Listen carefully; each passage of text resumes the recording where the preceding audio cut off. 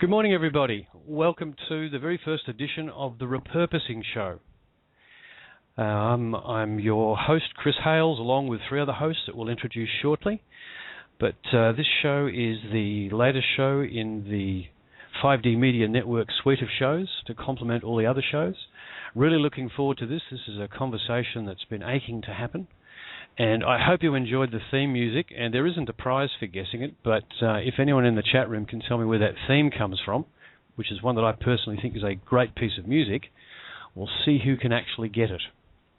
The guys on the panel couldn't get it, and I had to tell them. So welcome, Lisa, to begin with. How are you? Oh, unmuting. Really, really well, thank you. And I'm very excited for this new show. Yes, it is a conversation that has to happen. It's already happening out in communities everywhere. So it's now, I guess it's time to bring it to a platform where we can all come together and discuss it as one. Indeed, we've been having conversations in the background for 6 months solidly. And one of our hosts, Hope Girl, that we'll be introducing in a minute, has been absolutely embroiled in some really nuts and bolts stuff for well over a year. And she has an enormous range of information to bring out. And, Scott and Ken and I have been having conversations about principles of self-governance. And individually, we've been having variations of these conversations with all sorts of other groups of people. And it's time to distill that all together into one place, bring it all out in the open, and let's work our way through it, right down at that detail level. So I'm really excited and I'm really pleased. And I just want to say to folks, I rang Lisa last week and said, Lisa, we've got to do a new show. We've got to start talking about the CVACs and we've got to start talking about communities. And she said, I know. I said, how do you know? She said, I've been waiting for the call. So here we are. And Lisa, we only just managed to shoehorn it in because there was only one spot left in the week for your network. Yeah, it's filled up really nicely. I'm really happy with all the shows that have popped up and how it's all evolved. It's been really, really lovely. And I think that all of them are having important conversations, you know? They are. Very, very important conversations because the way is being shown by the people in the background from the mainstream who are working on this problem, who are literally creating by intention, by having all these conversations with the intention of shift, of change, as Hope says, of fixing the world. Massive amount of intention coming from this quarter of the consciousness. And we just need to be on the same page to whatever extent we can, because, again, Lisa and I had the conversation yesterday. She was curbing my enthusiasm as usual, saying, you're not just going to get on and spout your own opinion. I said, no. It's all about, as we've talked about on the other shows, there's no attachment to the process here. There's no being too in love with any particular way of going about this or any particular detail. It has to remain fluid. I think there's many, many things that we can establish quite firmly, but you can't cement anything in place because we just don't know what the sequence of events needs to be, and it'll show itself to us as the process unfolds. And if we've had these conversations, we'll have all the tools available to jump in and do whatever it is we happen to need to do. And for those that are asking in the chat room, it was the theme from one of the Star Trek series called Deep Space Nine, which is not one of the most popular, but has far and away one of the best pieces of music in the show that I've ever heard on television. So I'm actually quite pleased to have an opportunity to use it because it's always been one of my favourites. So there we go. And it's a very expanding piece of music, and it is quite spacey, as Lisa said in the chat. One of the subplots in the show is about, in fact, it's a major storyline, is about a planet that spent hundreds of years under subjugation by another race.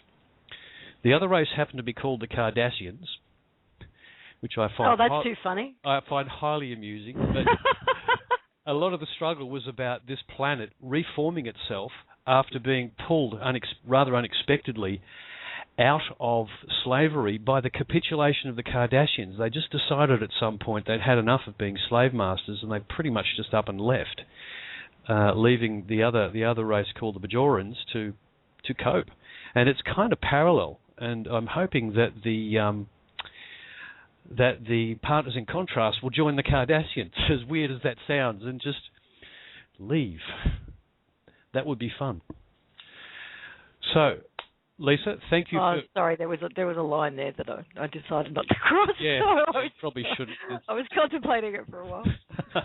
I could feel something going there, but yeah, it's all a bit too. I mean, they were actually this show was actually written and put out there long before the Cardassians ever made themselves famous by just doing whatever it is they apparently do, and I'm not too sure what that is. But the theme of that when I was working up what theme I'd like to use, I was going to use the fanfare for the common man, but unfortunately it's been a bit overused to start up sports programs of late.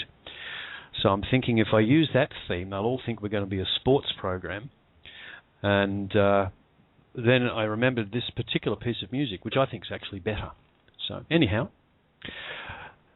we need to get this conversation started. Now, Lisa, I know you've got a bunch of things you have to deal with. So we'll thank you for coming on the show and giving it a start.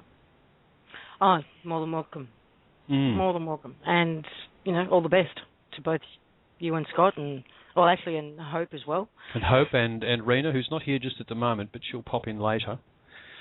And enjoy the conversation, guys. We shall. All right. See you later. We'll see you tomorrow. Cheers, Lisa. Bye. Bye. Okay, so, hosts. Hello. Okay. It's Scott and Hope. You still there, Hope? Hello. Hello. Welcome. And I'm not sure whether did I say hi, everybody, at the start of the show? We can do it again. We can do it again. Welcome to everybody to this new part of the conversation. Out here with, everybody else, which will be absolutely fantastic. Now, I wanted to start the show. For those that aren't terribly familiar with Hope and Scott, I wanted to start off by allowing them to kind of introduce themselves for a few minutes, and we'll start off with Hope. Now, Hope is to say Hope is an activist would be not enough. Hope is completely and absolutely committed and passionate about fixing the world. And we started to have a conversation before the show about how she got started in that role before the project kicked off, and we decided to stop that and have it here instead. Hope, welcome to the show. Thank you so much for having me, Chris, and hello to Scott. It's wonderful to be here, and I'm very, very excited to be having this conversation. As you had mentioned earlier, it's a conversation that's been held in the back rooms, behind the scenes, from people on a community level for at least 6 months, if not prior to that.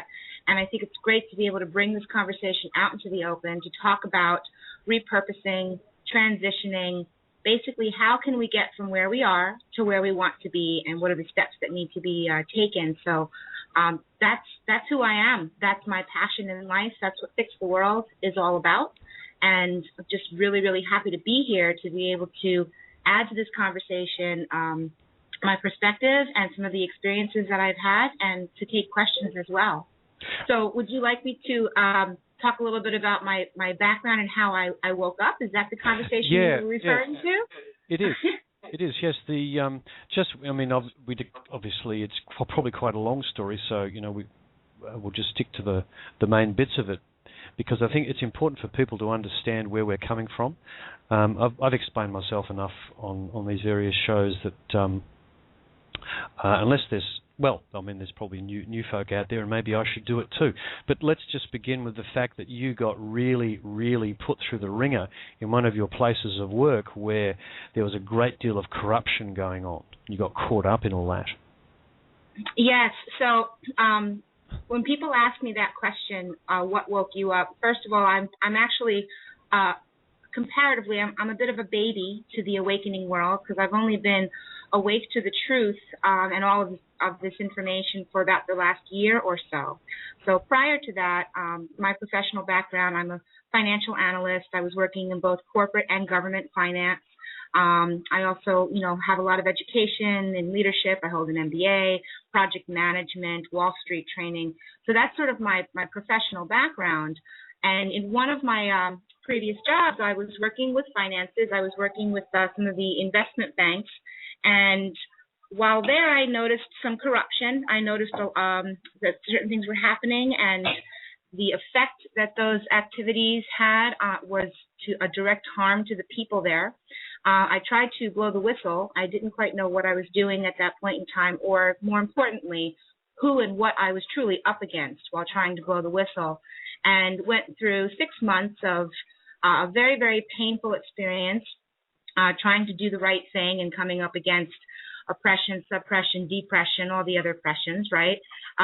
It was a very traumatic experience for me, but that was the experience that I personally needed in order to wake up. And the result of which was I couldn't understand how someone working in a professional environment who had, morals and ethics and just wanted to try to do the right thing and make corrections where there was corruption, how I ended up in the position I was in, and how I ended up losing my job, and how I ended up going through that. And I just started investigating what was really going on. What was the truth behind everything, the truth behind the power structure, the banking laws. And that's when I started educating myself very heavily, and I fell down the rabbit hole. It was one documentary after another. I discovered the truth, and that was my personal awakening process. So I would never want to go back and change that, because that's what I needed personally, because I have an intimate level of understanding that all of these things that a lot of people mark as conspiracy theories, they're very real and they're very true, because I had my own personal experience being in the thick of it. Hope, you made the statement that it was about a year ago. Are you serious? Yes. A year ago? I'm on quite the fast track. So the timing, it was about a year ago that this happened, and I started going down that rabbit hole. And my experience was 3 months of intensive educational days, where each day was a 12 to 18-hour day of reading thousands of pages of information about the banking system and the Federal Reserve and all of that history, and watching hundreds of hours of documentary films. I literally would wake up every morning just wondering, okay, universe, what mind-blowing, planet-changing information am I going to come upon today? So it was 3 intensive, amazing months. And then from there, I felt like I kind of was caught up. And many people have told me that I've been on quite the fast track because, and I've seen other people have had this as well. People have spent decades learning about this information and coming onto this truth on their own. And I certainly do not know everything. I have so much more to keep learning, but it did happen relatively quick for me. It's amazingly quick, actually. I thought I was on a fast track, and this is about my 5th year of it. But similarly, I developed a real thirst for the radio. I call them internet radio interviews, things like Veritas Radio, Red Ice Radio, and numerous other radios that have significant libraries of information you can dive into. And if you want, if you find someone that's wants to be on the fast track or is on the fast track, point them at that data, because it's just enormous. And then there's, of course, the documentary stuff, the actual documents you spoke of. Now, Hope, you actually said to me in an earlier conversation that you're an analyst, and it sounds like that training and the leaning in that direction enabled you just to rip through that incredible amount of information in 3 months. It's funny you should bring that up, because I was just thinking that as you were speaking. So here we are with our synchronicities, right, Chris? Yeah, ping, ping. I have to say that, yes, being an analyst, I've been trained to look for patterns and to work with data. So to have that mindset that I've used for many years in my professional background, and then to apply that mindset to this particular body of knowledge, it was just, for example, I'm watching all of these different documentaries that I'm finding on YouTube and Netflix and all over the place. And I'm like, wait a minute, it's the same family. it's the same family, referring to the 13 families. So I easily picked up on those patterns of information, and I think that's probably what helped me to speed my way through the entire process, was being able to pick up those patterns because of my analyst training. And you went, at the end of that 3-month process, what triggered you to create the Fix the World project? Oh, that's a great question. Going back to the analyst mindset, part of what that mindset is taking information and tracing it back to the source. And that's what I was trying to do. And while I was tracing certain areas of business back to the source of its corruption, because not everything in a business world is corrupt. There are certain practices and operations that work, and they work very well. There's an actual pinpoint. There's a turning point where the corruption occurs. And if you can trace back the corruption and find that particular point where it happens and change that, you can change the outcome. So understanding that, I started thinking about the ways in which business is done, and I started to find those point areas where the corruption occurs, and I started to apply different thinking to those areas, saying, what if it was done this way? What would the outcome be? And from that, created this concept of a new paradigm business model of how to operate business in general across many different industries by having certain core values. And that is where the idea of creating an organization to help others in business transactions, to conduct those transactions in a new paradigm way. That's where the idea came from. But I certainly did not do it alone because I put out a call to humanity. Another big role that I played working in government and corporate finance. I sat in a lot of boardroom meetings with closed doors where huge decisions were made that had a huge impact on the people in society. And those people were not allowed to be in those meetings. They were not allowed to have their voices heard because, like I said, they happened behind closed doors, and the power structure was on a need-to-know basis. And my passion is with the people. My passion is with serving the people and making sure that when those decisions are made and those meetings are held, that those people, the one people of this planet, they have a voice. And that's one thing that I personally have dedicated my life to, is making sure that people do have the ability to let their voices be heard. And I tested that theory, and I put the call out to all of humanity, saying, there's changes coming, there's prosperity and abundance around the corner. The main question is, how are we going to use these changes and this prosperity and abundance to solve the problems that we have?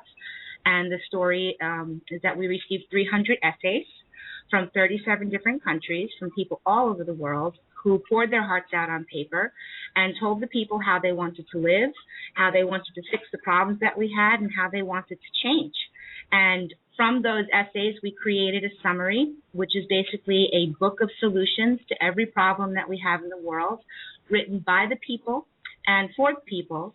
And I think it's a great starting point because we have an awful lot of problems, and we're going to be speaking about the transitions on this show. And it's a wonderful way to gauge the wisdom of the crowd, the voices of the people, and what their solutions would be, and take it from there. Look, it's a huge body of information, and I myself, I'm not nearly far enough into it yet that I should be a lot further. But it's the critical thing you said before is finding the points inside the system where the corruption began. Because our partners in Contrast have been absolutely brilliant in their forward planning. They know exactly how to step into any given kind of organization. They know what mechanism to use, whether it's just plain old bribery, perhaps. Maybe they use a bit of personal corruption, coercion, or they just go and buy it. But they're brilliant at picking those points, inserting the right energy in there so that they control that point. And yes, if you can go back to that point and cut that off, potentially you could fix it. But it also tells us something else. It actually tells us the bits of the organization that we really need to remove when we're repurposing them, because this is all about rebuilding the paradigm. And I can pretty much guarantee that in the list of about 30 kind of sections in your document, some of the areas in there might get dispensed with completely. Others will get used pretty much exactly as you've described.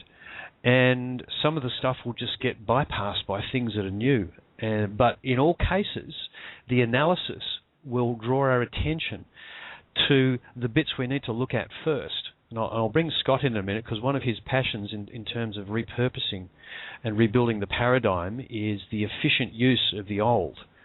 And there's a particular way he likes to go about it, and I'll let him voice that himself. But the other thing I wanted to point out with Hope's Fix the World project is the sheer number of people and the quality of the people that she's pulled into it. And by her being here today, she brings their voices to this conversation. And we'll actually have some of those actual folks on the show as time goes on to talk about their ideas and their work. But we have 300 essays, 300 viewpoints from people who are prepared to write it down, put it on paper, and you've made a feature film out of it as well, Hope, that you've published on the internet? Yes, we just completed our Fix the World documentary, which is showing some of the solutions presented in the Fix the World guidebook, but also interviews with a lot of our partners. We have over 40 partnering organizations that have joined on board that support the mission of fixing the world together from their own perspective and lens, because we are truly in this together, and that's our movie. The Fix the World documentary is on YouTube. You can just Google that on YouTube. Maybe we can put a link to it on the show, or you can also visit our website, fixtheworldproject.org, to find out all the information about our movie as well. Yeah, look, it's a huge body of work. It's going to form the backbone of our discussions, and overlaid on that will be there's another whole series of conversations going on that are based around the principles that Heather Tucci and the trustees put forward in the work of the One People's Public Trust, which we refer to as the CVAC system. And part of this conversation, because I've been aware of Hope's work and I knew it would be a big body of work, part of this conversation is to actually reconcile and bring together those different directions that people have come from. You've actually come from an analysis, a deep analysis of the system itself. Heather's come from a place of saying, okay, here's the principles upon which you could build another civilization over here, and both of these things were necessary, I think. When I distill it down in my head, repurposing the old to form the new is part of the equation, and the other part is knowing exactly what sort of destination we want to get to. And that's going to be one of the most interesting parts of this whole conversation. In fact, we're actually going to be starting on that today in the second half of the show, once we get past this introductory phase. What's our destination? What is it that we're actually building here? And that's when we start to throw in all these concepts and see how far we can push this thing along. But Hope, absolutely welcome to the conversation. It's a pleasure to have you here. And I can tell you, folks, she's just the same off the radio. This is Hope you're listening to here. Also, I do have one other name, Hope. I have one other question. The name Hope Girl. Where did that come from? Was that something as a result of an experience, or it was just how you felt about what it was that you were seeing as your role? Well, it has to do with my personal connection to the meaning of hope and what hope represents for so many. And an example of that is I've noticed something I really want to foster is an environment where people and individuals can blossom and grow into their full potential and foster the excellence from within. And I've noticed that in environments where people are told negative news, negative reinforcement, life is horrible, then you die, like that kind of enforcement, that doesn't foster the the creativity that is needed in our coming golden age, whereas hope does. Positive reinforcement, always leaving somebody on a high note at the end of the conversation, especially if you're going to give someone the truth about the horrible corruption that's out there in this world. Don't just leave them with that. Don't just tell them that, all these horrible things have been happening and then just leave them with that. You have to leave them with hope. And that's just my personal belief, because I think that people need hope in order to remember why they should get up in the morning, why they should keep trying, because that is the essence of the direction that we're moving in. So that's why I chose the name Hope. And so far, I think a lot of people have truly resonated with it, and they've told me that they love the name. Hope Girl is my pen name. My birth name is Naima Fagan, which is open and transparent on all the documentation that we have. So, but please do continue to call me Hope. I particularly like your surname, your assumed surname, Hope Moore. Yes, Hope Moore is my Facebook profile name. Yeah. So when if you talk to someone within say the circle of your family or your friends who are not aware of the bigger picture, and who are aware that you've been absolutely obsessively working on this project to fix the world, and you go to them or they, you arrive at a conversation and they say, well, how do you think you're going to fix the world? They say the politicians can't fix it, and no one else seems to be able to fix it. Why do you think? How do you think you're going to fix it? What do you actually say to those people at that point in the conversation? It's funny you asked that. Yes, that question's asked of me quite often by people in all different circles. How do you think you're going to fix the world? My response is that it's not up to me. I'm just going to do the best I can to help facilitate and organize other people. But it's the people. It's the people of this planet that are going to fix the world. And the only thing we can do is present alternatives, present solutions, present a different way, rather than saying it's always been done this way and you either fit into that structure or you will fail.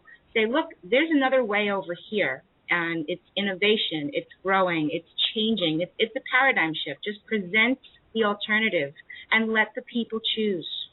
So when you're having those conversations, sorry, I just got my voice back from I think I just got a kickback from yours, which kind of took my brain right out of gear. There's always a point in the conversation where you are giving them information about what's possible and what's not, and how you would go about actually implementing change. Do you find there's a point in the conversation where you start to actually, or you could say give them hope, but where you actually start to see cracks appear in the armor, which is usually fear-based, fear of change, fear that any major change would lead to chaos? Do you find you reach a point in the conversation where they engage it? And they start to, some of them won't quite let themselves go there, but they start to actually accept the information, this kind of massive change, and have a peaceful process and have a good outcome. I've come across many different examples of that. At first, when I first woke up, I was gung-ho. I was out there. I wanted to tell everybody that I knew, and try to convince them. And what happened was I came up against what I call the programming. It's not the person, it's not the soul or the being that I love. It's the programming, it's the brainwashing, and you can come right up against that. And that is, that comes out with fear. You get a reaction that is fear or anger or dismissal. So what I learned is a lot more helpful, that I've had a lot more success with, is to just plant some seeds, to ask some what-if questions. The doorway to, I think, most people's hearts is to just have a discussion with them and say, you know in your heart that something isn't right. You know that this is wrong, and that's the doorway into their hearts, to have them to start asking those questions. And in many cases, I would plant a few seeds. I talk about things in a generalized way to just say there's a different way. It can be a better world. There is hope, and I'm an optimist. And six months later, that same person would come back to me and say, you know what, I was really thinking about what you were saying, and I'm starting to see it in my own life. And that's the way this change is going to happen. It's not going to come from me convincing someone else. It's going to come from me just presenting the information and letting that individual decide on their own and come to it on their own from within. And that's the quality of the awakening that we're really hoping for. It is, and it all actually revolves around the right information delivered in the right way at the right time. And we're all hoping for some kind of, we're not hoping, there will be hope. There will be some kind of event which will lead to disclosure. A lot of this information will just start pouring out, and a lot of people will actually have difficulty with it because they will get a massive dump in a short period of time, whether they're kind of ready for it or not. What I'm seeing and feeling when I talk to people, though, is that the awareness is lifted to the point where, as you say, when you ask them the question, don't you feel like something's wrong? Like it shouldn't be this hard, it shouldn't be this violent, none of this hardship should be happening. There's got to be another way. And most people will say, yeah, they've been really starting to feel that. I'm hoping that will actually, that openness will actually make the fire hose much easier to drink from come that particular moment when it all starts pouring out. But I hope that's a really good introduction to where you're at and the work you've done, and I'm still gobsmacked. I didn't realise it's really only been a year. That's pretty amazing.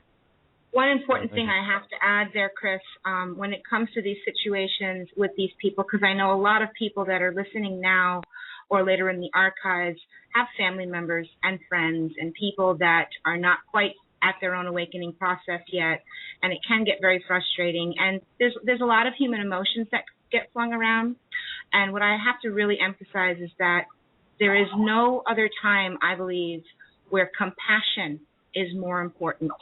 I think that compassion for the people, especially those that are in pain, and that's what a lot of these feelings come from, the anger, the dismissal, that comes from a place of pain because people have been suffering for so long. So I just want to remind everybody to have that level of compassion because that's what's going to help us break through as a people. Well, very well said. Very well said. That has to be one of, there's a number of aspects of being of the right mind, in the right mindset, to deal with this in a way that really works, and you just voiced that perfectly. And remind me of compassion a little bit later on, and I want to talk to that down the track too. Very good. And Scott, your turn, mate. Right. Just for people who don't know about Scott, if you've seen the documentary, What the FUQ, Unanswered Questions of the Australian Government, that's the first documentary that Scott Bartle and his father Ken created and put out. Now, was that about a year ago now, Scott? Yeah, it's pretty much October last year that one came out, okay. And that was the culmination of.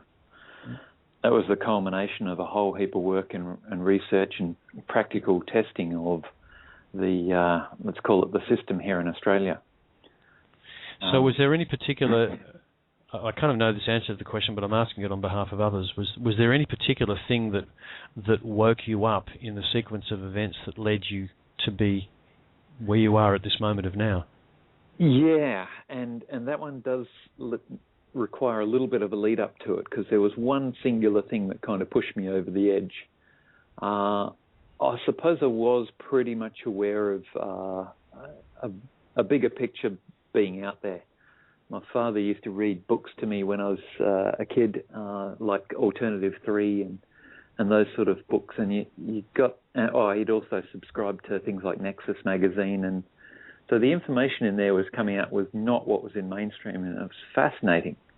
It was really interesting getting into that sort of stuff. So I actually spent about 12 years or so traveling throughout the Mediterranean and the Caribbean and to oceans of the world beyond that, working as, I started off working as a deckhand and worked my way up to captain aboard some luxury mega yachts. So we're talking 200-foot boats with helicopters and recording studios and all sorts of stuff. There's full-on luxury. So I worked for some fairly influential people and travelled around and saw, you could say, how the 1% might live, and experienced a few different things in doing that. And during that time, I fell in love with a Corvette over in the States and bought that and went to ship that one back to Australia. And in that process, I ran into all sorts of roadblocks. It took me 9 months to get this import approval that I believed I needed at the time. And through going through that and not taking no for an answer, because I was seeing that the no that was given, the refusal, was contradictory to the guidelines that were being published by the Department of Transport. And so in that process, I was finding out that the goalposts were being shifted left, right, and centre. And I'm thinking, there's something bigger going on. This is not just, you can't just shift goalposts and not be able to be accountable for it. In fact, your impressions are, if I remember our conversation about this, your impressions were they were deliberately moving the goalposts to extract as much money from you as possible. It appeared that way. I mean, there was no consistency. If you would get consistency, you would get quoting from the guidelines, and you'd get the same response from different people. And from having just done a car show recently, I spoke to maybe 40 or 50 people, and not one of them went through their import process without having problems. None of them came and said, yeah, they were great, they were really helpful. In fact, the common thread seemed to be that each individual at that Department of Transport almost wanted to stamp his own little piece of authority onto it. So even if everyone else had been happy, you'd get individuals that would try and pick holes in it and make your life difficult.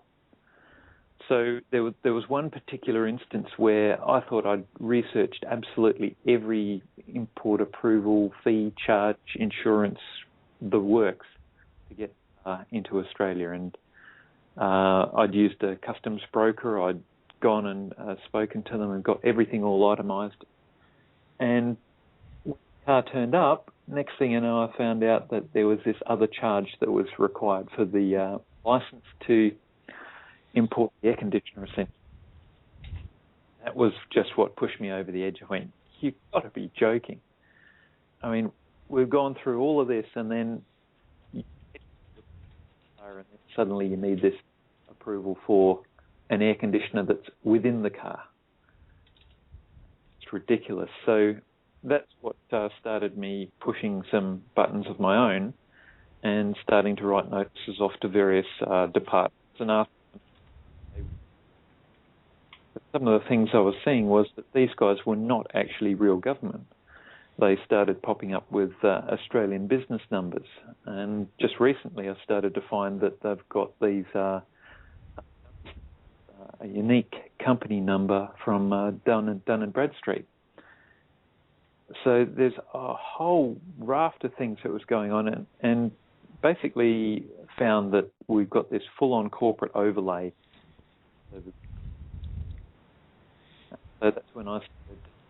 Yeah, you're actually fading out a little bit, Scott.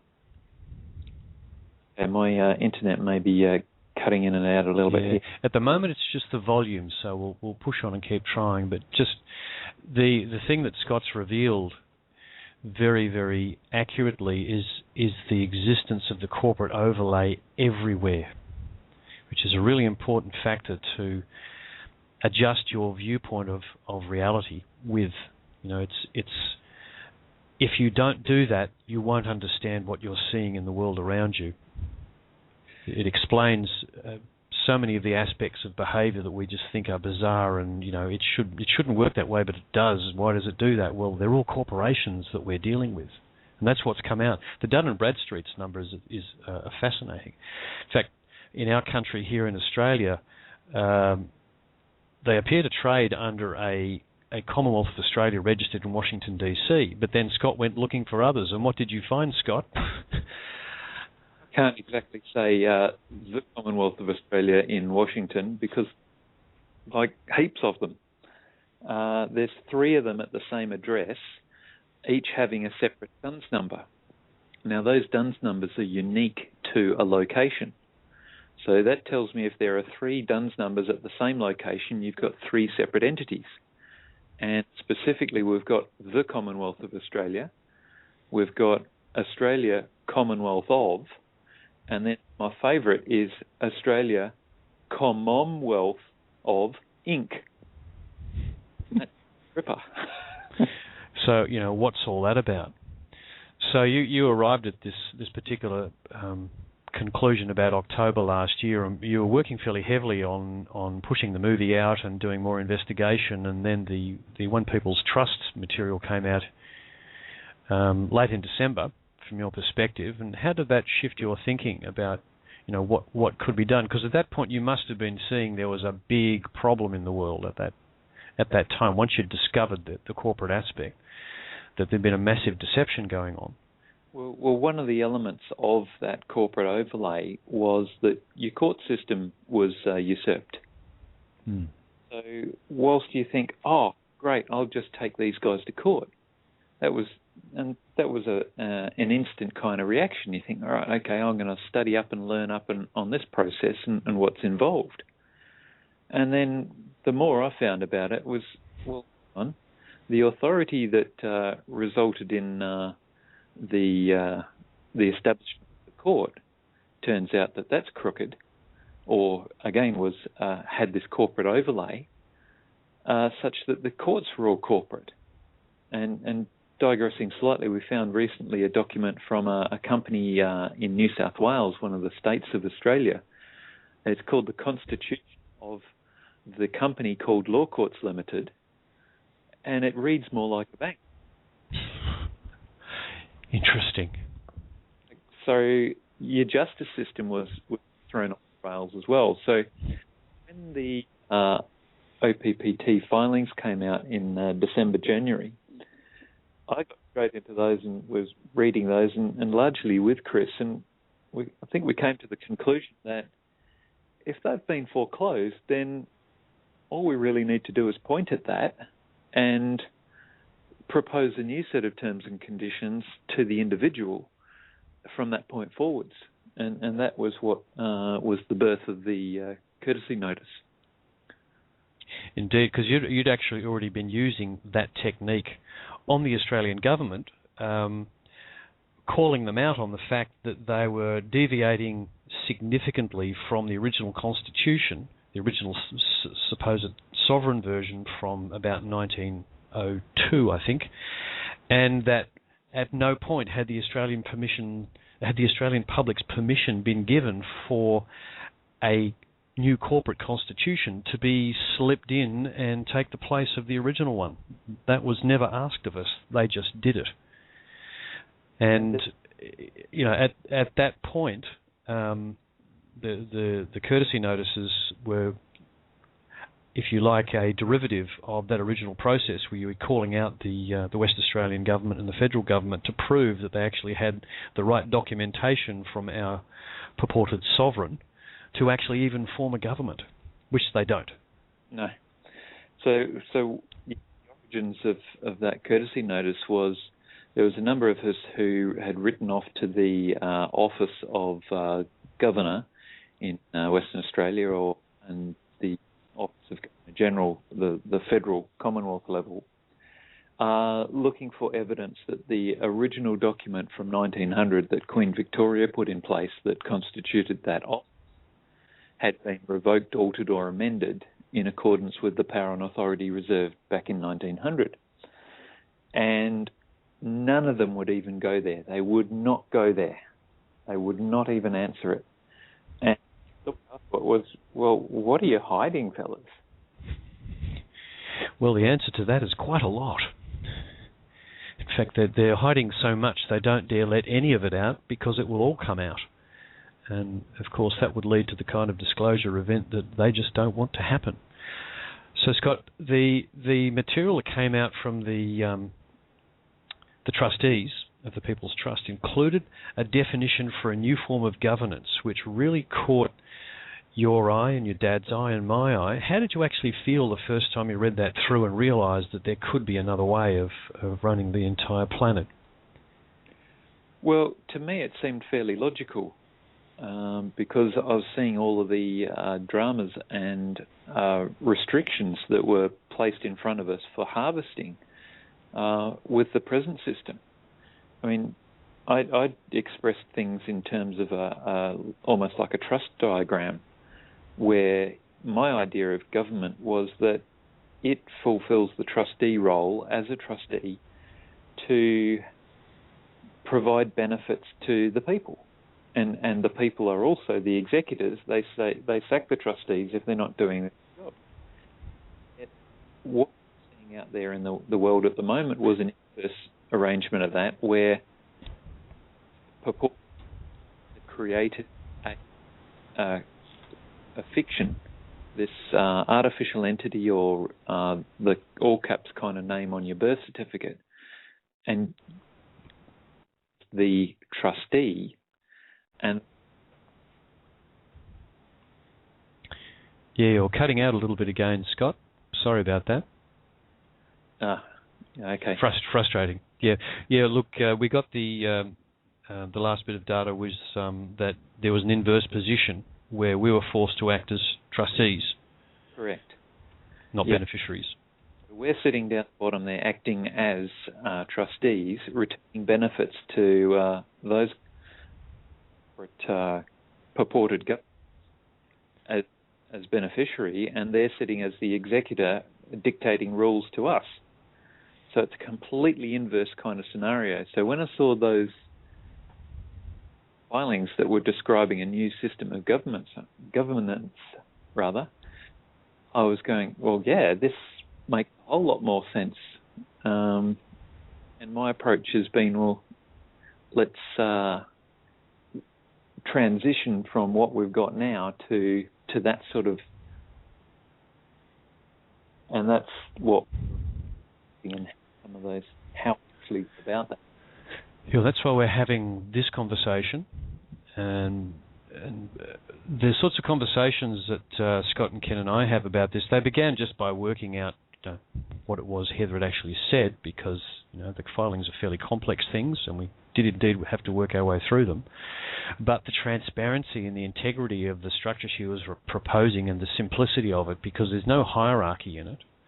And the thing that struck all three of us was the return to equity, complete equity. There's nothing in there but beings of equal stature, if I can borrow that old term.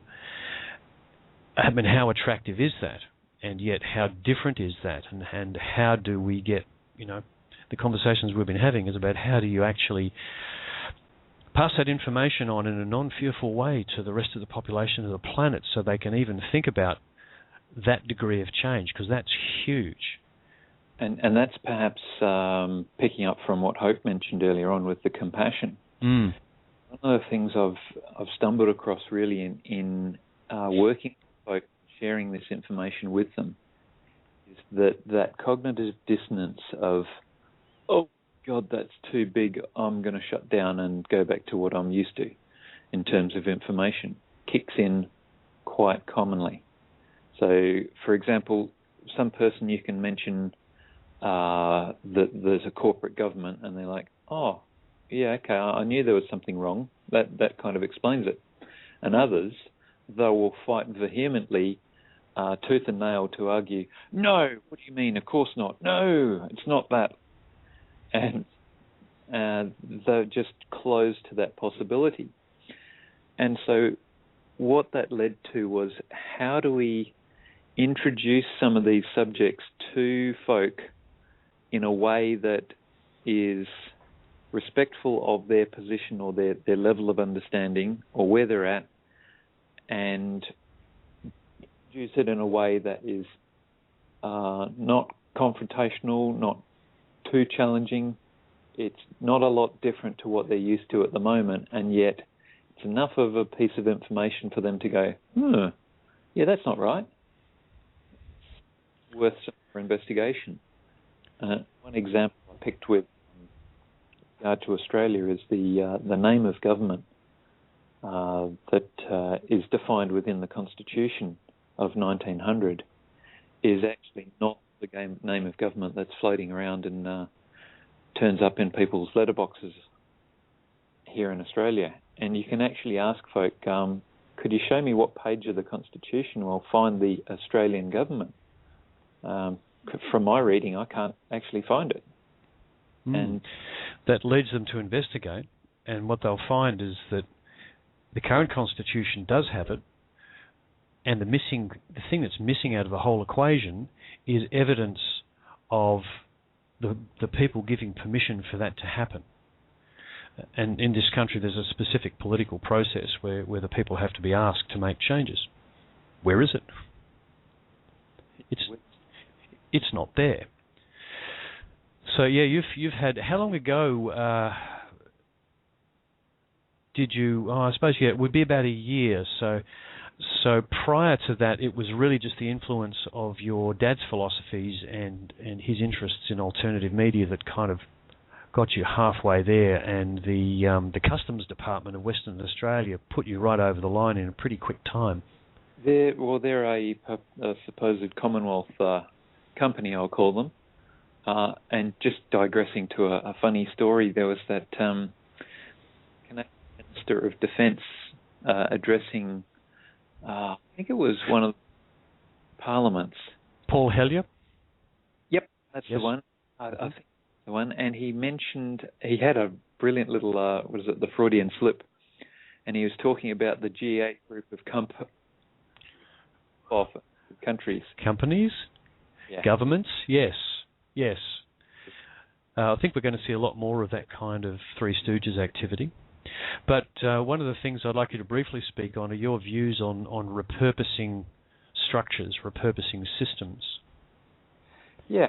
Well, I suppose we've got a lot of things that most of us are familiar with and would regard as essential services that are performed by the likes of this corporate government.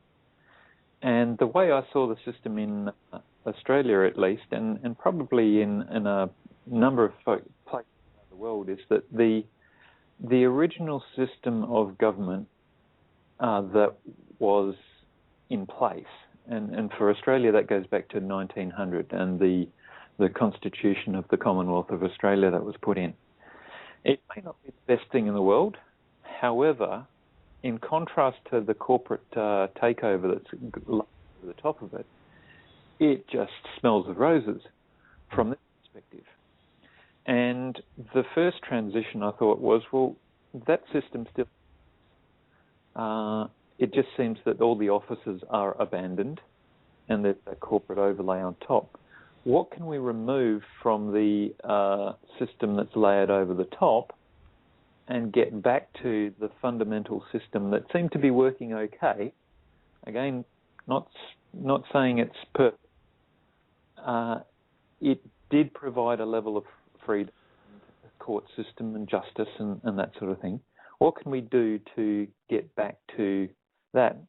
And I thought, well, the way to do that is by removing some of the roadblocks that we've got in front of us. And a perfect example is some of these local councils that are sitting around. What actually can be stripped away to get back to the services that they provided? And I also keep thinking back to a friend of the family who, his father in New Zealand used to work for a local council for 20 odd years. So that was a system where the people got together and said, well, yep, we'll volunteer to provide these little coordination services, because I don't think they were actually out there street sweeping themselves or picking up the rubbish themselves. However, they said, well, I'm a pretty good organiser, I can organise for that and we'll get it happening. So those local councils were all comprised of volunteers. And I think there's a large number of things that we could actually strip away in terms of fees and licenses and charges and assessment fees and you name it, do they really contribute to your community or not? And I think you'll find that there's a large majority of those that can be assessed and go, nope, that's not actually doing any contribution. And I suppose the other thing to bear in mind in doing this, particularly for those new to this whole discussion, is the aspect of a lot of people put their hands up and say, well, where's the money coming from to do this? And that opens up the discussion on banking and how that... Yeah. And the interesting thing about what you just said with the local councils, if you change the language a little bit, you're going to arrive at a conversation that's been started in the last month and is one of the reasons that really gave me a prod to start this show, was about community. If you change, it's a local council, to it's a local community, and people are volunteering, people are paying forward their energy, what we're really doing is returning back to that time with similar kind of community, but a different perspective on what it actually was that we had back then that we're now going to return to, in a sense. So if you like, the modus operandi at that level of our society is looking like going a full circle back to a very heavy emphasis on communities and what the people need right down at that level. And yes, stripping away the bits and pieces that we don't need out of the current structure is a great way to repurpose them. It's, a really simple example is the tax department. Okay, if we completely shift the value back to a methodology that's completely from us, transparently and knowingly, and that we're in control of it, we don't need the tax department. They will shut down in the twinkling of an eye. And that's just one example of dozens you could come up with in this repurposing exercise. And I think we'll find it collates with Hope's information about those key points inside organisations where the corruption starts, or where it appears to be focused, because you might find that everything above that point we just don't need. Okay, we could just disappear those bits and just keep what lies below it, because that's probably where the value is, because that's what was being attacked and looted by those points of corruption for the most part, or used in some way to give them control further down the system is quite often what they were doing, and continuing to loot from that point onwards. But we're coming up to the first out. Thank you, Hope and Scott, for a really good introduction to yourselves. There's a third host we'll meet later in the show. She's in transit at the moment. She hasn't been on radio before, and we'll hear a little bit about her. We're about to go to a break, but just before we go to a break, we've got a special person here who's our resident poet, Jerry Jones. Hello, Jerry. How are you? Hi there. I'm great, thanks. How are you? I'm just turning the show off. Terrific. We're terrific. Yes. Okay. We've had a really good little discussion here with Hope and Scott, finding out where they're coming from. And I saw people in the chat were calling for a poem from Jones. So I gather you've dreamed up something Dr. Seuss style to actually celebrate the day? Well, I've got one here that's appropriate. It's a nice short and sweet one, but it's called Freedom, and I think that's appropriate because we were all chatting about that's what this is all about, is our freedom. So here it is. Freedom is your divine right. Keep it always within your sight. Freedom gives you peace and love and joy, and your inner power you can then enjoy. Be free in mind and spirit and heart. Know that your life is a work of art. Be creative and love what you do, and realize what is special about being you. Exactly. That's very appropriate, because that's what it's all about, isn't it? Well, one of the problems with the whole scenario we're in is that people that are under such stress in just day-to-day living, they don't have time to be themselves. Exactly. They just don't. Yeah, just don't. And the other one, real quick, is called Shift. And that's appropriate because that's what we're just in the shift now. We humans are naturally a peaceful race, full of love and full of grace. And in these times of unrest and war, we need to love each other more and more. The world is off track. We've lost our way. We must stop blaming and to ourselves must say, I am responsible for what happens to me, and have the feeling of let it be. It's time for shift. It's time to see that I can help you and you can help me. We can love our neighbours, our friends, our foes. Goodness guides us because goodness knows. Let's put down our weapons and let go of greed. These two actions could indeed change all lives on planet Earth. Making these shifts will soon show their worth. Yes. Thank you, Jerry. You're welcome. Always good. Jerry, that was incredible. Thank you. There'll be lots of new ones coming. You just give me some fodder, and they'll come. Lots of fresh ones for the progress we make. Every time we make a new step, there'll be something new. That was a very horsey comment. Yeah, fodder. You're right. It just came out, didn't it? It did, didn't it? It did. Fodder. For those of you that haven't met Jerry before, Jerry works with horses and has done all of her working life. And she said to me the other day that she no longer trains horses; they train her. Yep. That's the new thing. Absolutely fascinating. Jerry, thank you for that. Hopefully we'll be able to have you on regularly and on the other shows as well, actually. It's really good just to draw our attention back to really simple things, because that's ultimately this is what it's all about. We're talking community this half of the show because that's our destination. That's the paradigm that we want to build. And a couple of things happened in the last week to shift my attention to a perspective which kind of gave me a sense of urgency and really added to the need to begin this conversation now so we can really get our teeth into building communities now. Now, I was really hoping our other host would be free at the moment because her name's, I'll give you a very quick rundown on our other host, Rena Illiadis. She's actually local to me here in Melbourne, and I came across Rena earlier this year because she'd done a documentary on corruption in a local council. And she's just finished a second one. She's going to be publishing it in the next few days, revealing corruption and all of the, the abrogations of our rights at council level, at this local council level that's going on. And she's very aware of the agenda that's going on, which is it's a drill down of Agenda 21. And she's actually out there doing things about it. She's actually in the process of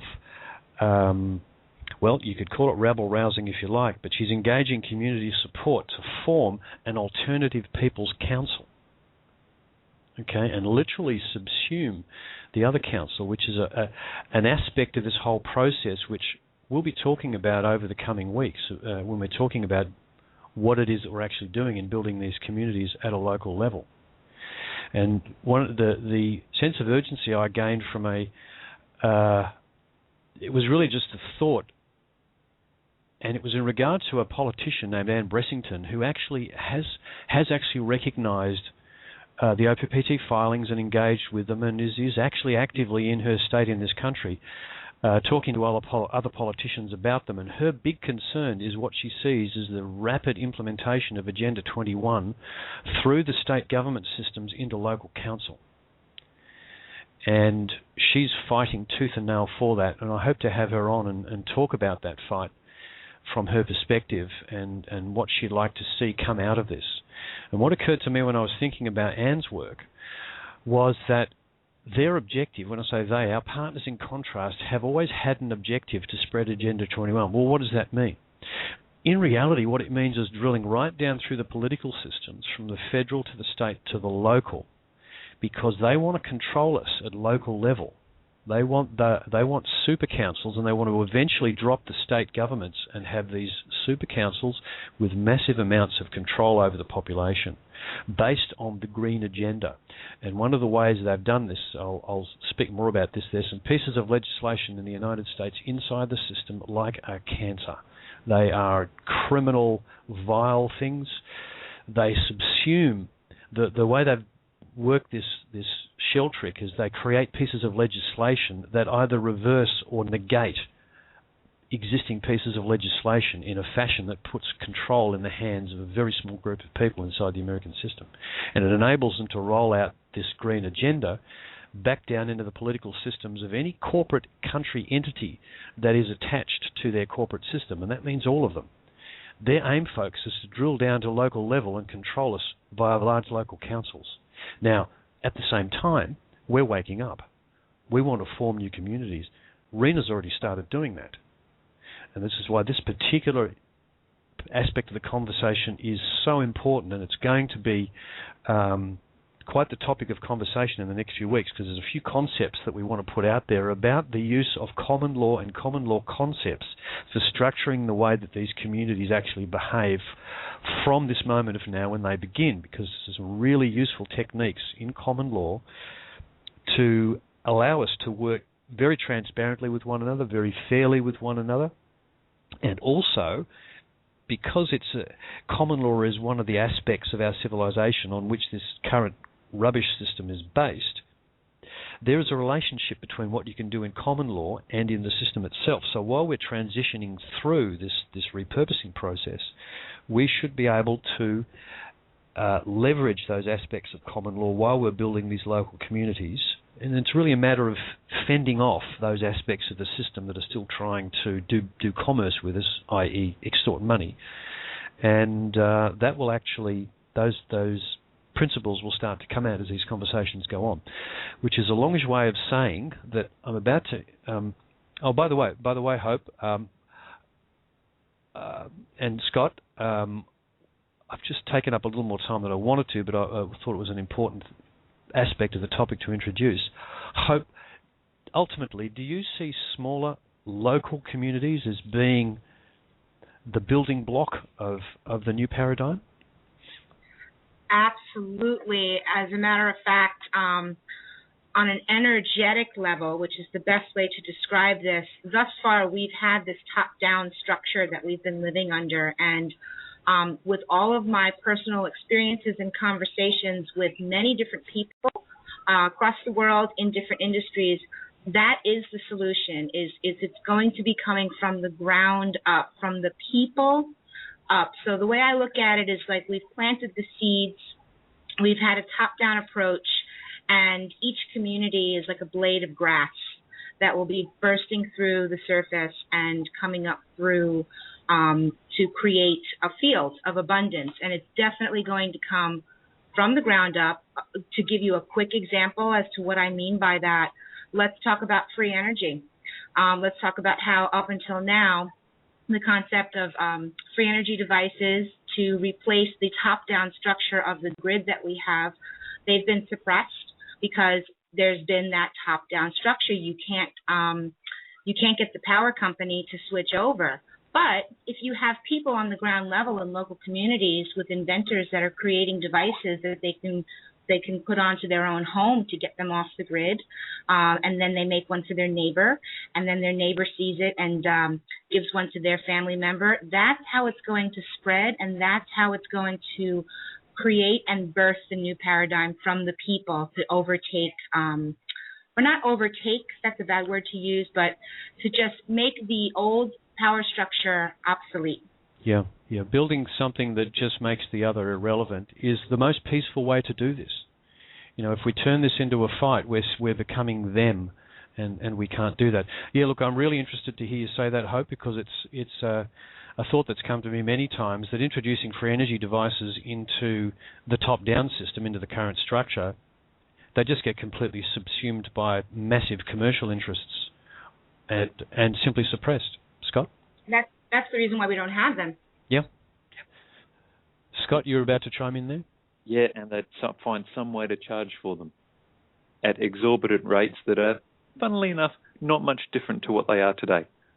Well, if I was a electricity supply people and I could quietly sneak technology into my grid that cost, once I'd purchased it, nothing to run, I'd kind of forget to tell the customers about it because my profit margin's going to look pretty healthy when I remove all of the fuel costs that I had in the past. I mean, this is what's been ruining the whole introduction of free energy, and I'm of the hope that the way you described it, hope, will actually be incredibly quick once it gets going. Because if your neighbour came and offered you the opportunity to purchase a free energy device at cost, what would you do? And let me just add quickly to that the reason why it will happen quickly, and what makes it different today than it was 5 or 10 years ago, is the internet and social media. I mean, look at what's been happening in Turkey and Egypt, where they said that the revolution was not going to be televised, but it will be tweeted. So it's through these different social media platforms that people can connect and communicate with each other at lightning speed, and that's what's going to spread the movement so that it can come from the ground up. Yes, and I ran across a really good term that came from one of the groups currently discussing CVAX, the idea of local, independent, digitally connected, technologically advanced communities.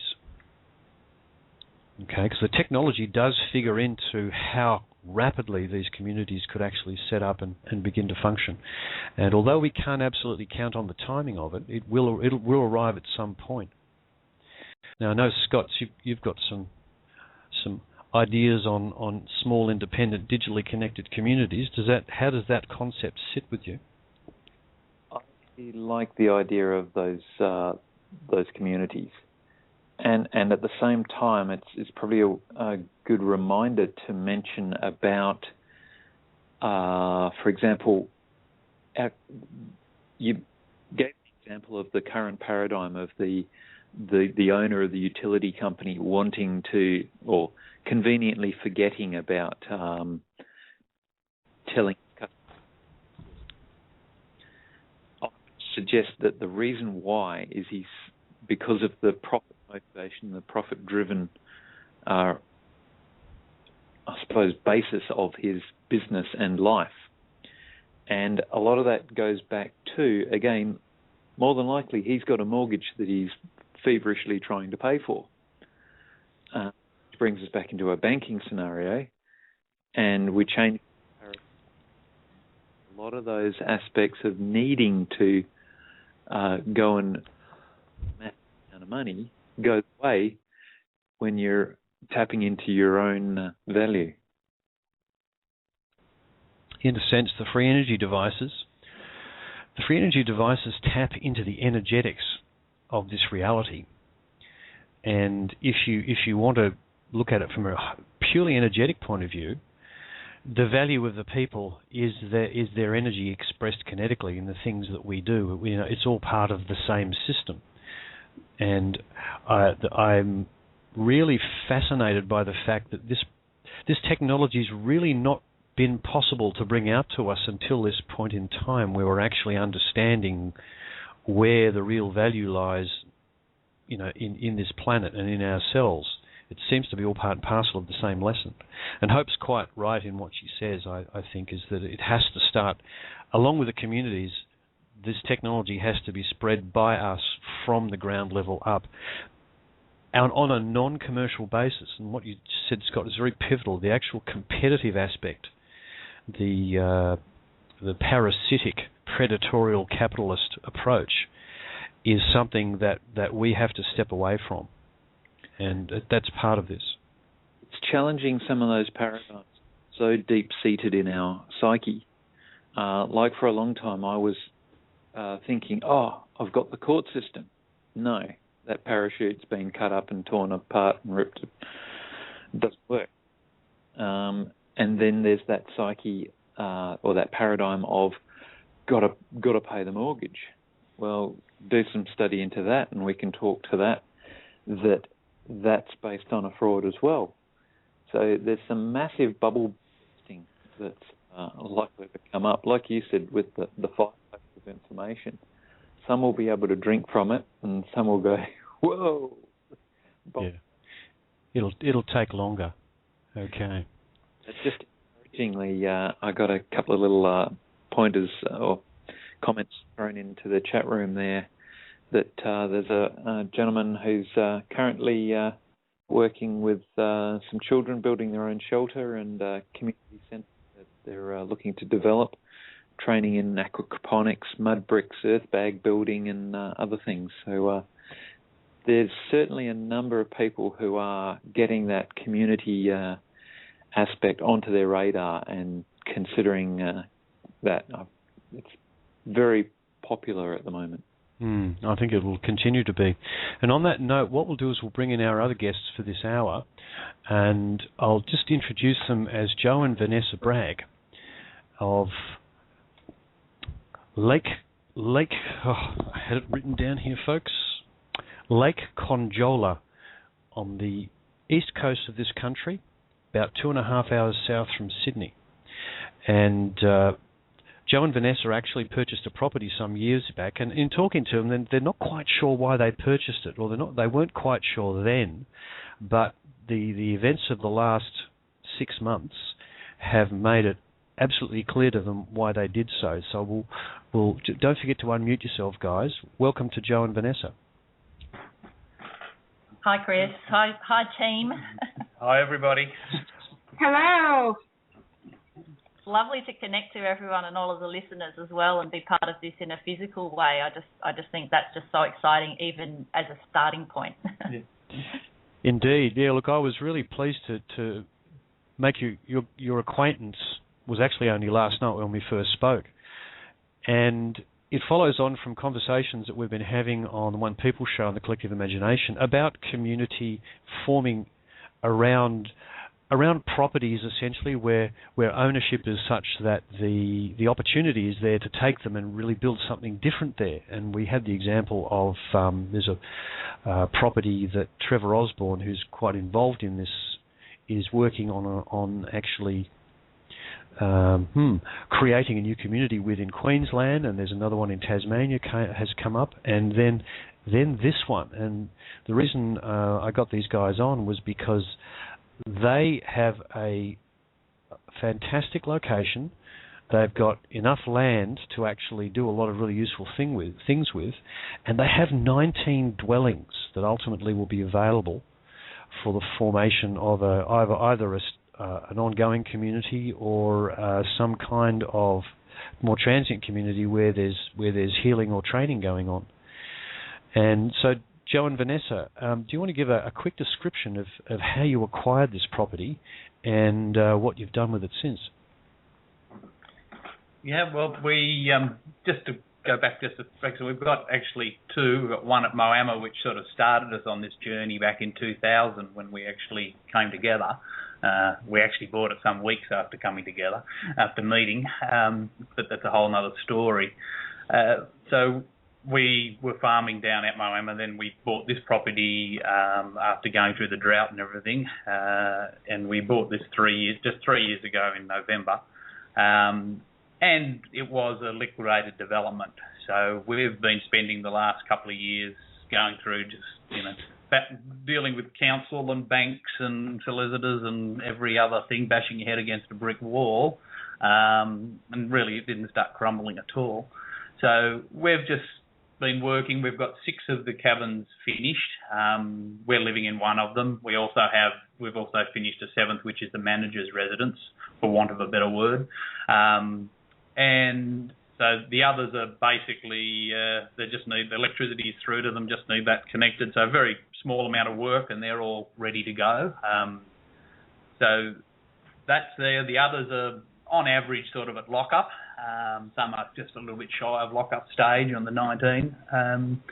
And it's actually approved for 71 and 26 campsites, although I think that's a little bit over the top. And but then we've always had a passion for everything we're talking about today, really, for a long, long time. It's never really sat with us, calling it a resort, a retreat.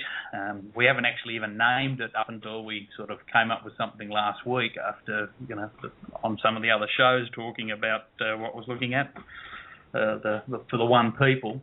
So we came up with the name of Opal, which was just a starting point. But if you look up the meaning of Opal, Vanessa will give you a little bit in a minute. That basically, and for you, hope, the description of it means hope, really. We're just trying to come up with something with the One People, because although we've been playing in this field for quite some years, nothing really sat. Like we knew what we really wanted it to be, but it just, I suppose, it just wasn't the right time. Starting back in 2000, we were sort of looking at all sorts of alternative stuff because we've both done a lot of metaphysical work for many, many years. But then, we started thinking a few months ago about, geez, the transitional centres, that would be great. That's what this really is. So we've been sitting back for quite a while, and then all of a sudden last week went, okay, let's contact them. It's time to get the show on the road. Excellent. Now there's a little PDF which, if people contact you, you could mail out to them, or we could post it on the One People website, the IUV website. The thing that struck me about the property is the absolute potential that it has, just through its location. It's got farmable land, it's got treed areas, it's on a lake, which actually flows out to the sea. So you can sail, you can fish, you've got the beach, they've got a bowling club if you like bowling. But the synchronicity with which you found yourselves in a situation where you'd bought a property and it looked like it was being developed into some sort of holiday resort. You arrived there, and for a couple of years you've been kind of fixing it up and wondering what to do with it. And I guess from what you said, you ran across the work of the trustees and the OPPT very soon after Christmas last year. And what effect did that have on the way you were thinking? Well, really, from the we found out it through the Wake Up World Boys, and that was just at the end of January of this year. And so we've been listening avidly, connecting in, and quite honestly, when I heard the first call with Heather reading that first declaration, I've done a lot of work on maintaining a clear vibration and working from the heart and on, global healing and what have you for many years. And I probably started energy work when I was just out of school. It was like school finished and okay, now I can do the real me. But when I heard her speak about eternal essence and the embodiment of that, it was like I don't know, I became a light body. I actually, once the call was over, I got in the car and I actually had to drive into Ulladulla, and it was like feeling totally unlimited in every way that I could possibly be. It ran through the core of me and out of me, and I just felt at one with everything. And I couldn't believe, after so many years of working, and we all do these things, and peel off another layer of the onion, and get deeper, and really find the inner you. That there was, it happened in a second. It was literally a heartbeat, and I just went, wow, that's me. And I just owned myself, I suppose. That was January. We listened avidly then to each of the calls that were on, 2, 3, and sometimes 4 times a call, just to connect into the vibration of the different people that were on the calls as well. And by April, we were sitting fairly comfortably with what we needed to do. Joe made contact with Scott and Ken in relation to actually working on the OPPT tools and our bank connection. And it was at that time also that I just decided we needed to unplug from the system. So the kids came out of school.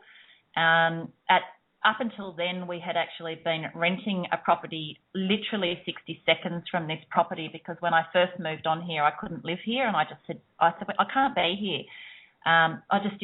It just never felt right. And all at that same time, I took a trip to my mum's, and on the way back, I just got this instant feeling. Got to ring Joe and tell him to hand in our, the rental, cease the rent. Like, just that's it. It's time to move on. And it just all felt like absolutely this is the direction that we're going. So we've since been here, still listening to the calls. The kids haven't been in the school. We've just been homeschooling. We've begun to just practice being and doing. Doing what is important about now breaking free from the system without challenging that as well. Like Hope said, and like Trevor Osborne's got on his website, we need to actually create something that works so that the old system becomes obsolete, not so that we're fighting a battle to bring that forward.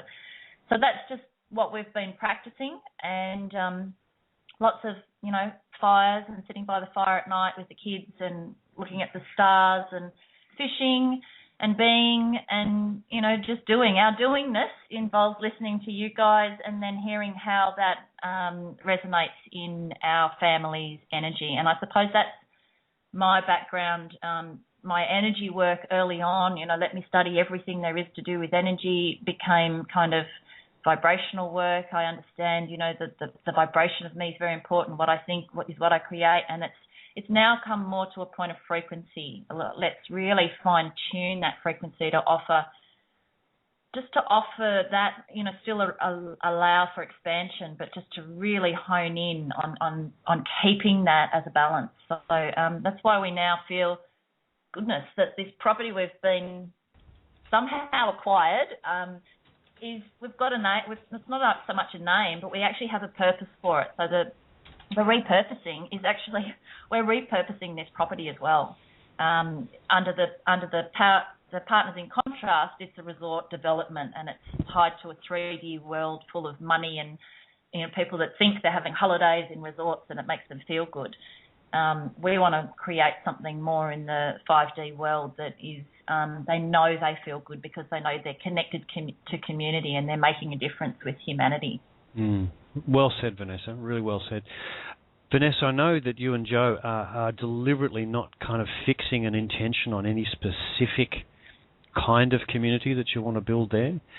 But what would you like to see? Would you like to see a healing centre, or a training centre, or a permanent community, or a mixture? What do you think would feel right for you? I keep coming back to the mixture. I think taking in all of the above, and I think the way Trevor's talks about the strawberry plant putting out the tentacles. I think we've got to get some of those strawberry plants happening before the runners will start going out, and I just see that working well. It's interesting because we spoke with you yesterday. We spoke to Trevor up to a bit after midnight, I think, and that was great. But I didn't know it wasn't until after I went to bed. I put a farming project as my other passion, and I put basically a blueprint together in '97. I didn't come up with the analogy of the strawberry, but it actually describes the same thing, which I must show Trevor because I've still got the document somewhere. It's a bit ironic, but yeah, I see a bit of. Basically, a little bit of everything. There'll be some permanence, some where people can come and learn. Some others will just only, for the current circumstances, we only be able to come down and spend small amounts of time. But that's important to get people together. But it's also just getting the thoughts together, because we don't want to brand it anything at the moment as far as, right, this is what we're going to do. There's so much information coming forward under the new vibration. So, we want it to be the best it can be for all people. That's, we're the custodians of it. That's how we see it. Well, look, it could be the Swiss Army knife of communities, because you've got 70-odd campsites and nearly 20 physical dwellings and a very large shed that could be converted into a conference centre. And you've actually got a little billabong, a little internal lake on the property. I mean, it's has so many purposes. I think it's absolutely fantastic that you've gone this path and that this is going to be available. And it will actually, of all the properties that have kind of come past us in the last few weeks that have the potential to actually be something very quickly, yours is currently it, and that's absolutely fantastic.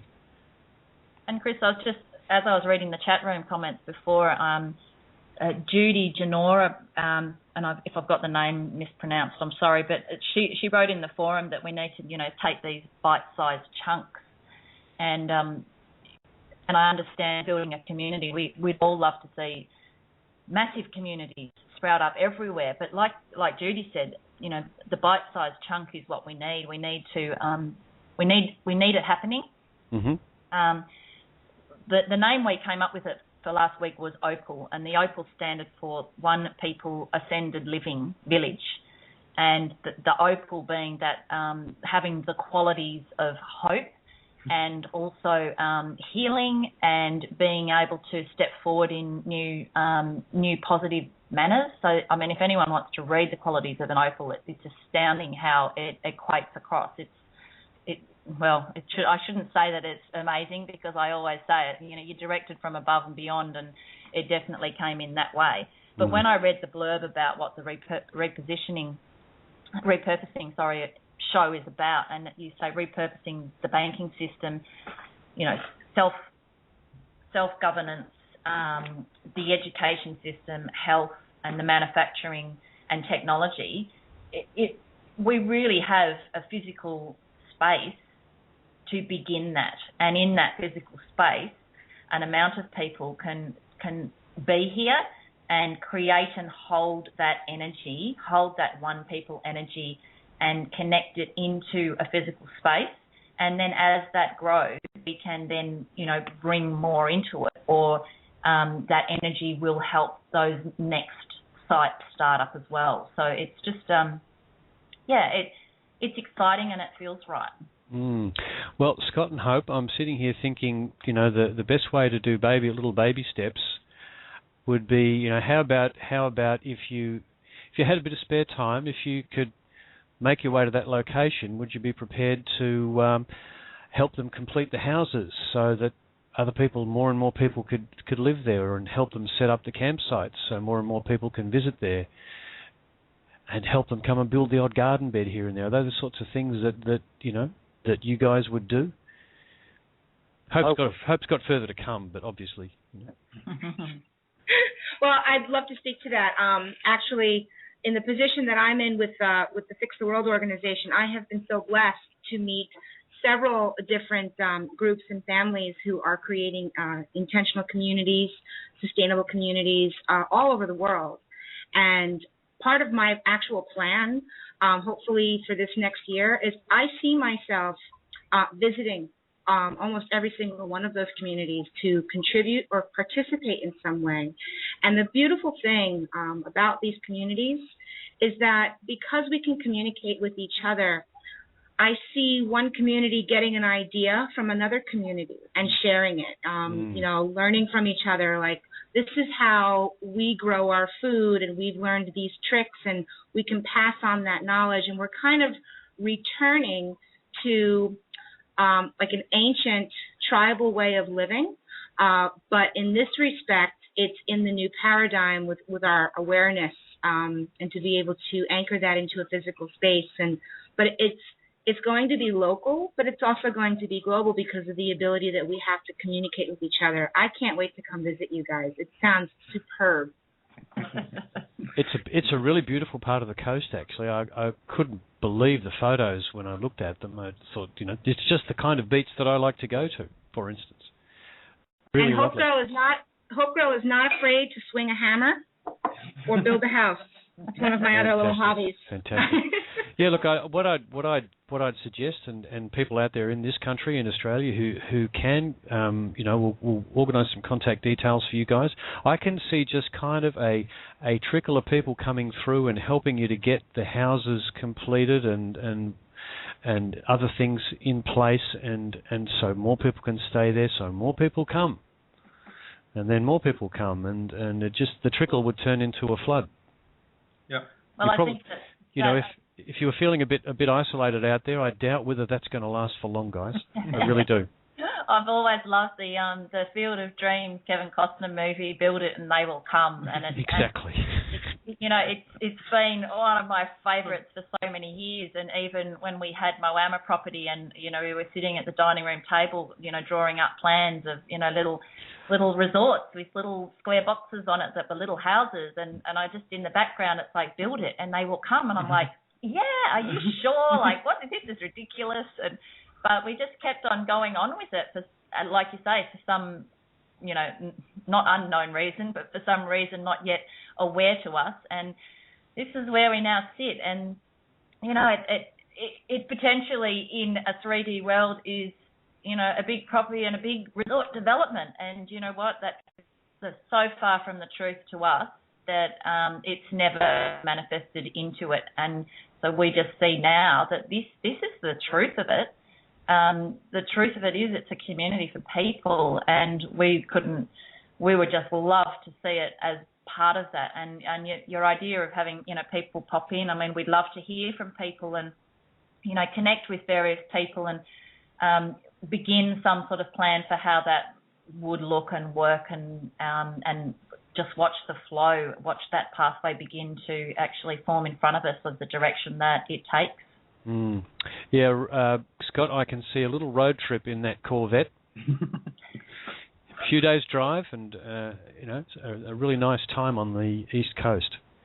But Vanessa and Joe, what I was going to suggest, if you want to write up an article about yourselves for publication on the IUV website with some contact details and some photos and a description of your objectives, I think you'll find that process has probably already begun, actually. That process that you're hoping for will just begin. Yeah, and that was why we felt so passionate about connecting last week with Lisa and then forward through into you guys, was actually working with that collective energy. There's no point us deciding what it will be and then, telling everyone this is what it is. It's about working with the collective consciousness to create what it is. And so connecting in with the listeners and, just being part of that group of people that want to make a difference is just, it feels, it's heartwarming. It feels, it is 5D. Fantastic. Okay, guys, we've got about 15 minutes to go. And got quite a few calls here, but no one's actually putting their hand up with any questions. And that's fine, actually, because the concept we've talked about today, we've discussed them in bits and pieces, but we haven't talked about them in a show where, next week we're going to launch full on into some serious discussion about how we do this. And then we'll be wanting your questions, we'll be wanting your input.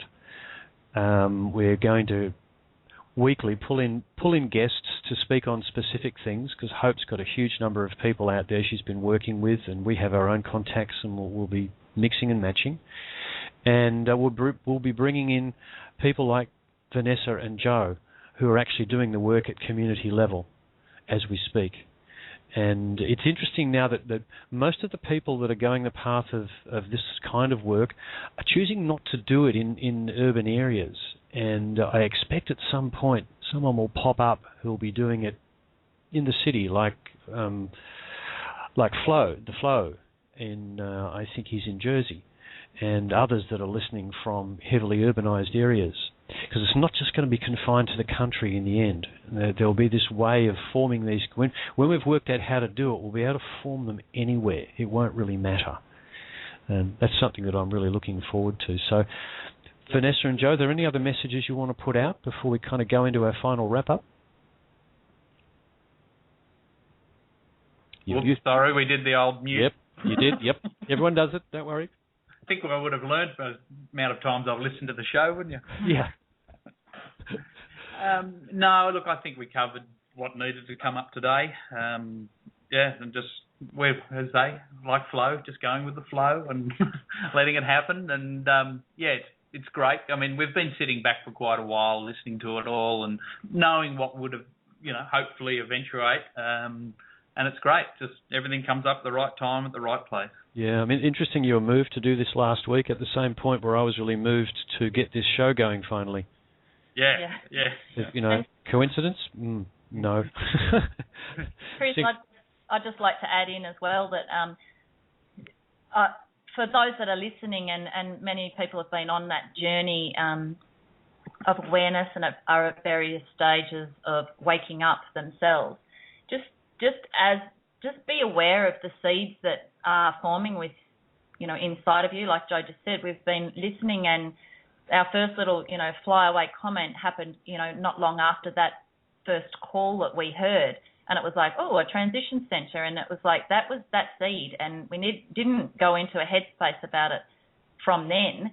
We kind of let that go and went, that'd be nice, and kind of let it go. And then as we've listened further and further, it's like the seed grows a little sprout, and then you have another little thought about it or another little connection to it. And I would just say to the listeners, these are the things that will come forward within them as well, as they start to wake up in all ways personally, but as we start to wake as a conscious community as well, we'll be feeding through from that level of consciousness. So here, just notice the seed and continue to water it and give it warmth and let it sprout and just see what actually grows from that over the coming week. Don't be shy to say, I have a seedling and I want to share it. Exactly. You know what, Vanessa, I reckon we'll get a phone call from Randy one day and he'll announce that he's open for people to come and start a community with him on this property that the universe just kind of placed in his lap last week.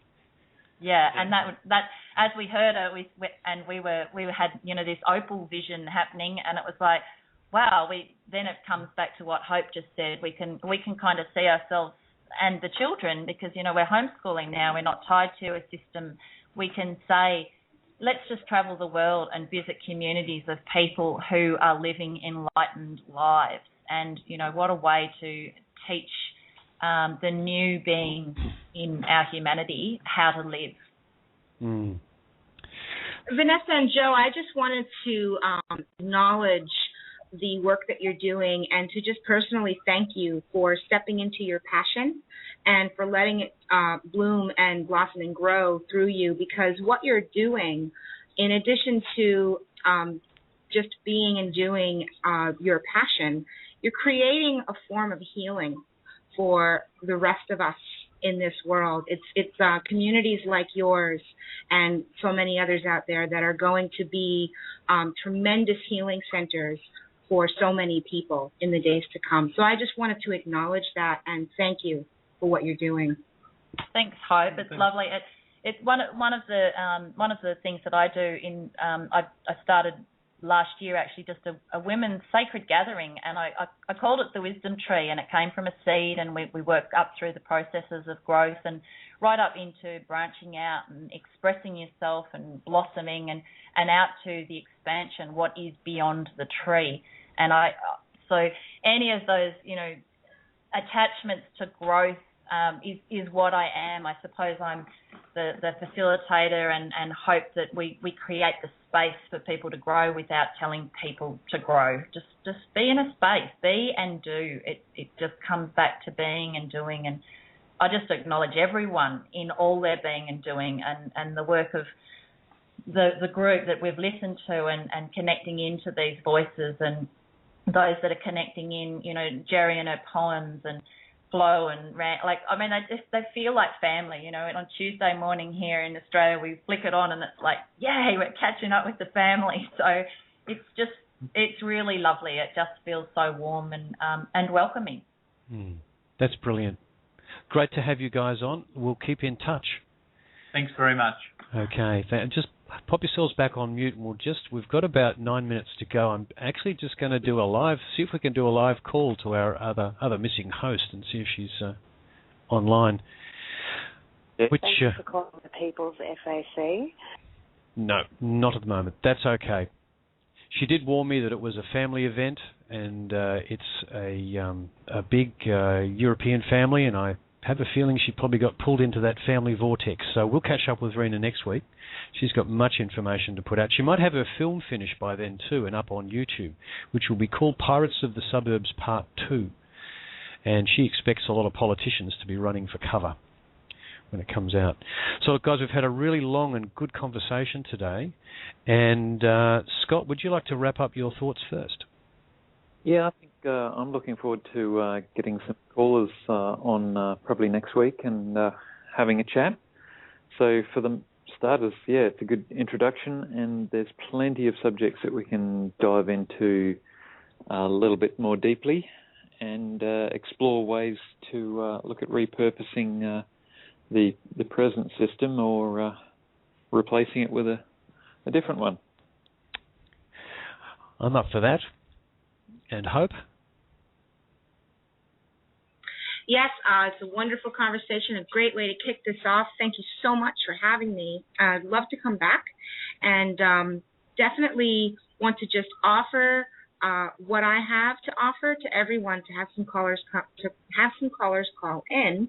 I do have a lot of nuggets of information and experiences that I would love to be able to share through all of my transactions and conversations with different people across different cultures and industries.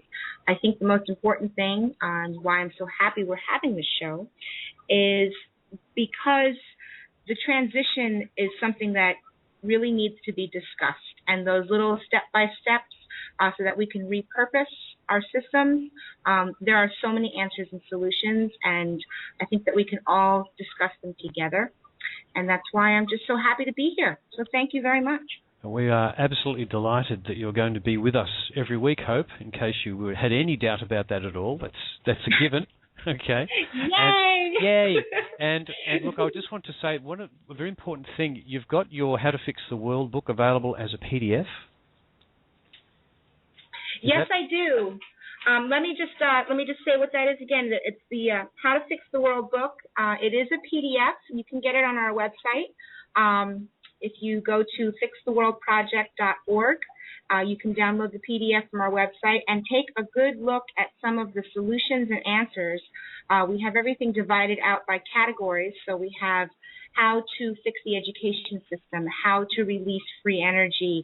There's a whole gamut of different topics in there that you can take a look at some of those solutions and see which ones resonate with you, to get some ideas, or just to spark conversation around them so that more people can let their voices be heard and come up with more ideas. Indeed. This comes from several hundred people.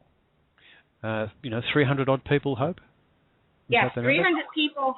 Well, it's actually 285 people, so I just rounded up to 300 because there's been a lot more that have given ideas after we closed out the deadline for the project.